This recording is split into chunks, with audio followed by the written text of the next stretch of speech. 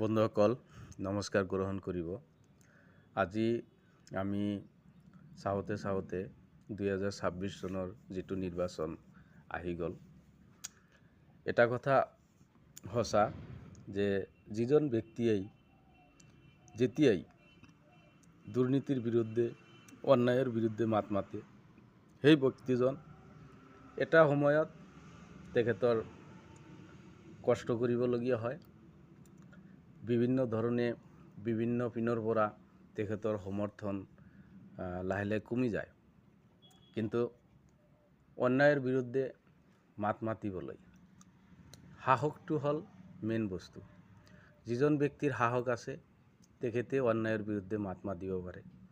আৰু যিজন ব্যক্তিয়ে এই সাহসিকতাৰ জৰিয়তে কিছুমান ব্যক্তিক নিজৰ সাহসিকতাৰ প্ৰতি, নিজৰ ব্যক্তিত্বৰ প্ৰতি আকৃষ্ট কৰিব পাৰে, সেইজন ব্যক্তিয়েই সফল হয় আৰু দেশৰ কাৰণে এটা নজিৰ, দেশৰ কাৰণে এটা উদাহৰণ থৈ যাবলৈ সক্ষম হয়।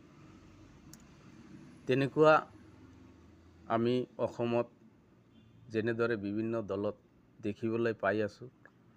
আমাৰ অসমৰ যিটো দিছপুৰ সমষ্টি, তাতে দেখিবলৈ পাইছোঁ আমাৰ জয়ন্ত কুমাৰ দাস ডাঙৰীয়া।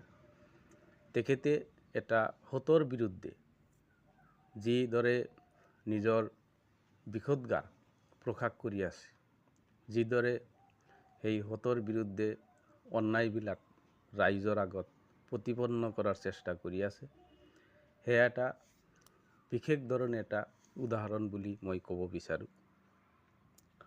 তেখেতে ছাকচেছ হ'ব পাৰক নোৱাৰক সেইটো বেলেগ কথা, কিন্তু সমাজত যেতিয়াই দেখা যায় এনেকুৱা কোনোবা ব্যক্তিয়ে অন্যায় কৰে, সেই অন্যায়ৰ বিৰুদ্ধে মাত মাতিবলৈ আগবাঢ়ি অহাটোই হ'ল এটা শক্তিশালী আদৰ্শ থকা, ব্যক্তিত্ব থকা এজন ব্যক্তিৰ পৰিচয়। মই ক'ব নিবিচাৰোঁ যে এইবাৰেই তেখেতে ছাকচেছ হ'ব পাৰিব, কিন্তু তেখেতৰ মানসিকতা, তেখেতৰ ব্যক্তিত্ব, তেখেতৰ যি আদৰ্শ, সেই আদৰ্শত অকণমান হ'লেও নিজৰ বিবেক থকা, নিজৰ যুদ্ধংদেহী মনোভাৱ থকা ব্যক্তিসকলে নিশ্চয় সমৰ্থন কৰা উচিত। আজি আমাৰ হিমন্ত বিশ্ব শৰ্মা ডাঙৰীয়া, তেখেতে কংগ্ৰেছৰ বিৰুদ্ধে বিষোদ্গাৰ কৰি, বিৰুদ্ধাচৰণ কৰি, দাদা বি গ্ৰেড এটা সৃষ্টি কৰি তেখেতে কংগ্ৰেছ দলৰ পৰা ওলাই আহিলে। কিন্তু তেখেতে ওলাই আহি পেলাই এটা কম হতৰ বিৰুদ্ধে আহি বেছি হতৰ পক্ষত তেখেতৰ যি আদৰ্শ, তেখেতৰ যি ব্যক্তিত্ব, সেই ব্যক্তিত্বটো তেখেতে আত্মসমৰ্পণ কৰিলে। এনেকুৱা যিসকল ব্যক্তি আছে, তেখেতসকলৰ মই ভাবোঁ আদৰ্শ, ব্যক্তিত্ব, তেখেতসকলৰ বলিষ্ঠ কণ্ঠ, এইবিলাকৰ কোনোই মূল্য নাই। মই বিশেষকৈ আমাৰ অসমৰ কেইজনমান ব্যক্তিৰ নাম ক'ব বিচাৰিম, যিসকল ব্যক্তিৰ জীৱনত, যিসকল ব্যক্তিৰ আদৰ্শত অকণমান হ'লেও ব্যক্তিত্ব আছে, আদৰ্শ আছে, তেখেতসকলৰ ব্যক্তিগত কিছুমান ক্ষমতা আছে বা তেখেতসকলে ব্যক্তিগত কিছুমান সিদ্ধান্ত লোৱাৰ ক্ষমতা তেখেতসকলে নিশ্চয় ৰাখে।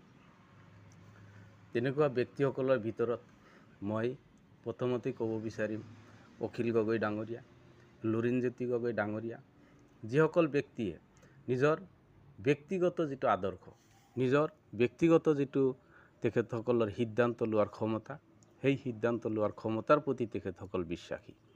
সেইসকল ব্যক্তিৰ প্ৰতি আকৃষ্ট হৈ যিসকল ব্যক্তিয়ে বিভিন্ন সমষ্টিত নিজৰ প্ৰাৰ্থিত্ব প্ৰদান কৰি তেখেতসকলে যেনেকৈ আগবাঢ়ি যাবলৈ ইচ্ছা প্ৰকাশ কৰিছে, তাৰ ভিতৰত ৰাহুল চেত্ৰী, আমাৰ জ্ঞানেশ্ৰী বৰা আৰু বিভিন্ন ব্যক্তি আছে যদিও তেখেতসকলৰ নাম মই নাজানো, যাৰ কাৰণে মই সামূহিকভাৱে সেইসকল ব্যক্তিক, যিসকল ব্যক্তিয়ে সমৰ্থন কৰি আছে, সেইসকল ব্যক্তিক সম্পূৰ্ণৰূপে মই অসমবাসী ৰাইজে যাতে ভোট প্ৰদান কৰি বিনা দ্বিধাই তেখেতসকলক যাতে নিৰ্বাচিত কৰে তাৰ বাবে মই সকলোকে অনুৰোধ জনাইছোঁ।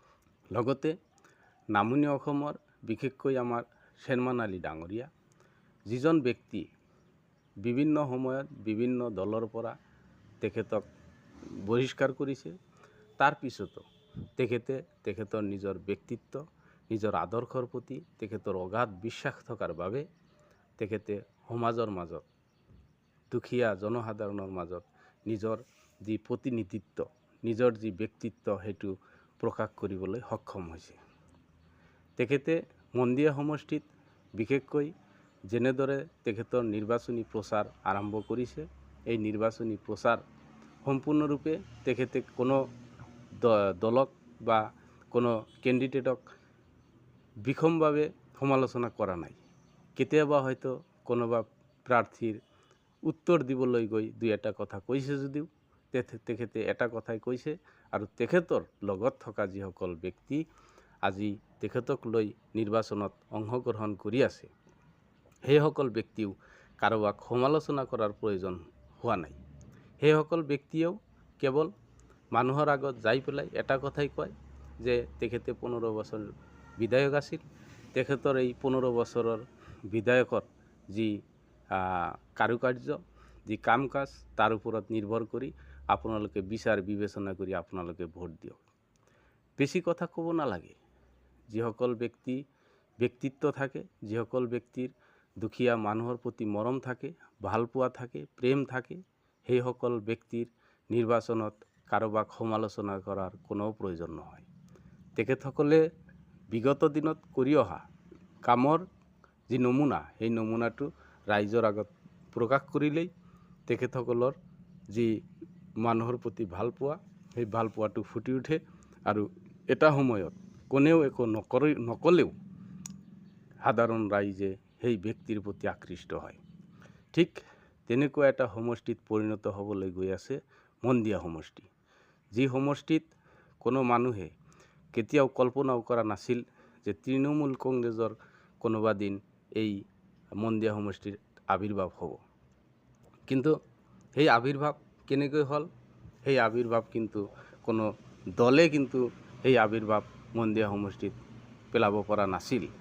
মই এটা কথা সকলো সময়তে কৈ থাকোঁ যে ৰাইজ, আপোনালোকে দলীয়ভাৱে প্ৰভাৱিত নহয়, এজন ব্যক্তিৰ প্ৰতি আপোনালোকে প্ৰভাৱিত হওক।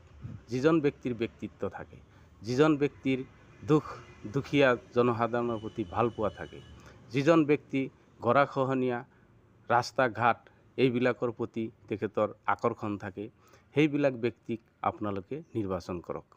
যিসকল ব্যক্তি সমস্যা সমাধান কৰাৰ ক্ষেত্ৰত কেতিয়াও পিছ হুহুকি নাযায়, তেনেকুৱা ব্যক্তিকহে আপোনালোকে প্ৰাৰ্থীৰ কাৰণে আবেদন কৰক। কিন্তু আমাৰ ৰাইজ, নামনি অসমৰ ৰাইজ বা গোটেই অসমৰ ৰাইজ, আমি বিভিন্ন সময়ত দেখিবলৈ পাইছোঁ এজন দুজন কেণ্ডিডেটৰ বাহিৰে বেছিভাগ মানুহে দলীয়ভাৱে প্ৰভাৱিত হৈ, দলীয় কাম কাজত অন্ধ হৈ, দলীয়ভাৱে কাৰোবাৰ প্ৰতি থকা আকৰ্ষণৰ কাৰণে সেইসকল ব্যক্তিয়ে বিভিন্ন সময়ত কেৱল দলৰ পৰা যাকেই টিকেট দিয়ে তাকেই নিৰ্বাচনত জয়ী কৰাৰ কাৰণে চেষ্টা কৰে। এয়া সম্পূৰ্ণৰূপে গণতন্ত্ৰৰ বাবে এটা ভয়ানক এটা দৃশ্য। মই ক'ব বিচাৰোঁ, আপোনালোকে সকলো সময়ত যিকোনো সমষ্টিতে ব্যক্তিক আগতে প্ৰাধান্য দিয়ক, তাৰপিছত দলক প্ৰাধান্য দিয়ক। ইয়াতে দল আৰু ব্যক্তিৰ প্ৰাধান্য যদি আপোনাৰ মনত যিকোনো এটাত যদি আপোনালোকৰ কমজুৰি হৈ যায়, তেতিয়াহ'লে আপোনালোকে কেতিয়াও তাক ভোট নিদিব। এতিয়া মীৰা বৰঠাকুৰ ডাঙৰীয়া, তেখেতৰ যিটো ব্যক্তিত্ব, যেতিয়া যিটো দলত আছিল তেতিয়া সেইটো দলৰ প্ৰতি তেখেতৰ আনুগত্য, সেই দলৰ প্ৰতি মানুহক আকৰ্ষণ কৰাৰ কাৰণে প্ৰচেষ্টা, সেইটো কিন্তু আমি সকলোৱে আদৰি ল'ব লাগিব। তেখেতে বিজেপিত থকা সময়তে তেখেতে যেনেকৈ কথা কৈছে, আজিৰ কিছুমান উদণ্ড বিজেপি কৰ্মী যিসকলে যেনেকৈ জাতি, ধৰ্ম, বৰ্ণ ভাষাৰ ওপৰত যেনেকৈ বিষাদগাৰ প্ৰকাশ কৰে, তেনেকুৱা কিন্তু তেখেতৰ মুখত কেতিয়াও দেখিবলৈ পোৱা নাই। আজি কংগ্ৰেছত আহিছে, তেখেতে কংগ্ৰেছ দলৰ এটা নিষ্ঠাৱান কৰ্মী হিচাপে গোটেই অসমত তেখেতে নিৰ্বাচনৰ কুচকাৱাজ বা নিৰ্বাচনৰ সময়ত বা বিভিন্ন কাৰণত সামাজিক অৰ্থনৈতিকভাৱে তেখেতে জড়িত হৈ মানুহৰ সুবিধা কৰি দিয়াৰ ক্ষেত্ৰত তেখেতে যথেষ্ট কাম কৰিছে। গতিকে মই ভাবোঁ জয়ন্ত কুমাৰ দাস যদিও দিছপুৰ সমষ্টিত বিজেপি দলৰ বিৰুদ্ধে কিছুমান কথা কৈ আছে, কিন্তু মই ভাবোঁ এইবাৰৰ কাৰণে মীৰা বৰঠাকুৰ ডাঙৰীয়ানী তেখেতে যিহেতু বহুদিনৰ পৰা এটা চেষ্টা কৰি আহিছে, তেখেতৰ নেতৃত্ব আমি দেখিবলৈ বিচাৰোঁ, তেখেতৰ বলিষ্ঠ কণ্ঠ বিধানসভাত আমি শুনিবলৈ বিচাৰোঁ। গতিকে মই সকলোকে অনুৰোধ কৰিছোঁ, মীৰা বৰঠাকুৰ, মৰিয়নি সমষ্টিৰ জ্ঞানীশ্ৰী বৰা, শিৱসাগৰ সমষ্টিৰ অখিল গগৈ, খোৱাং সমষ্টিৰ আমাৰ যিজন আছে লুৰুণজ্যোতি গগৈ, আৰু যিসকল আপোনালোকে ইপিনে আছে ৰাহুল চেত্ৰী, এইসকল ব্যক্তিক আপোনালোকে বিনা দ্বিধাই ভোট দি আৰু মন্দিয়া সমষ্টিৰ বিশেষকৈ শ্বেৰমান আলী ডাঙৰীয়াক তেখেতক বিপুল ভোটত জয়যুক্ত কৰি অসম বিধানসভাত এনেকুৱা এটা আপোনালোকে বিধানসভা উপহাৰ দিয়াৰ চেষ্টা কৰক, যি বিধানসভাৰ জৰিয়তে কেতিয়াও বিৰোধী বা শাসক পক্ষই ৰাইজৰ প্ৰতি যাতে অন্যায় কৰিব নোৱাৰে, তাৰ কাৰণে এটা সবল কণ্ঠ আপোনালোকে আপোনালোকৰ সমষ্টিৰ পৰা পঠিয়াই দিয়াৰ কাৰণে যত্ন কৰক। এইখিনি কৈ মোৰ আজিৰ বক্তব্য মই সামৰণি মাৰিছোঁ। ধন্যবাদ। জয় অসম।